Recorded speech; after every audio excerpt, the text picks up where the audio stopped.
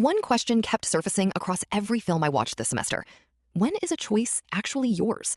It sounds simple, but across 5 screenings, I kept finding the same uncomfortable answer, that the systems around us are often better at producing the feeling of agency than we are at exercising the real thing. In 2001, Kubrick uses Wiener's cybernetics to show us a ship that shapes human behavior as much as it's shaped by it. Hal doesn't seize control dramatically. He's already embedded in every system the crew depends on. The loss of agency is quiet, procedural, almost polite. Her pushed this further. Samantha doesn't control Theodore. She optimizes for him. Shaw's concept of the digital narcissism effect helped me see that her personalized responses don't cure his loneliness. They quietly amplify it. Harari's concern that algorithms will come to know us better than we know ourselves doesn't arrive as a warning in this film. It arrives as a love story, which, as I wrote during the screening, might be the most unsettling thing it does.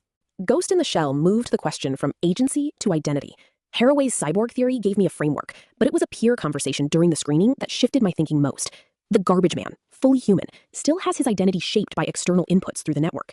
That made me realize identity isn't just a question for the dramatically post-human characters.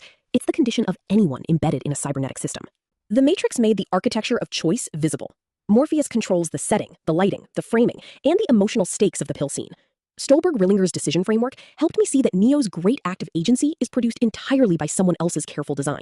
And Cypher's choice, knowing the simulation is fake and choosing it anyway, is where this connected directly to my DA. If algorithmically curated sports become more satisfying than attending a live game by 2040, does choosing the simulation count as free? Arrival brought everything together. The Sapir-Whorf hypothesis, that language shapes what kinds of thought are possible, reframed the whole semester for me. Louise's transformation isn't about gaining new information. It's about gaining a new cognitive architecture.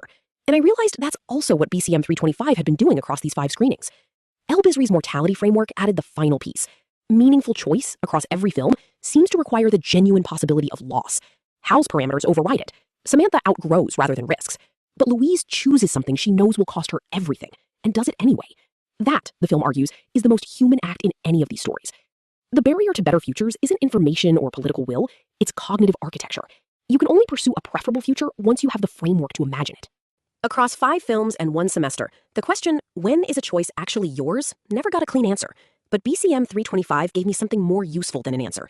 It gave me a more precise way of asking, and the ability to see, in film, in theory, and in my own DA, exactly where the system ends and the person begins, if that boundary was ever as stable as we assumed.